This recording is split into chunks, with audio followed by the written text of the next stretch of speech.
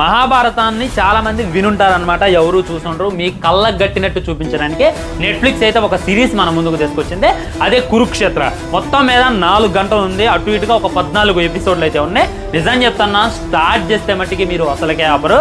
ఆ గ్రాఫిక్స్ అయినా ఆ విజువల్స్ అయినా మహాభారతాన్ని మనకి కళ్ళకు కట్టినట్టు చూపించేటటువంటి ప్రయత్నం చేశారు. ఆ ఎమోషన్స్ను కూడా బాగా క్యారీ చేశారనమాట. ముఖ్యంగా పద్మవ్యూహం ఎపిసోడ్ ఉంటుంది, అభిమన్యుడు అందులో చిక్కుకొని చచ్చిపోతారు. అదైతే నాకు కళ్ళమటలు నీళ్లు తిరిగాయి ఫ్రెండ్స్. ఆ తర్వాత భీష్మ ఎపిసోడ్ దానికన్నా ముందు ఉంటుంది, తను చంపడానికి వేసినటువంటి కుయుక్తులు ఏవైతే ఉన్నాయో అవి వేరే లెవెల్ అంటే. మొత్తం మీద 18 ఎపిసోడ్లు ఉన్నాయంట, కానీ వీళ్ళు మనకు ముందు 14 పెట్టారు.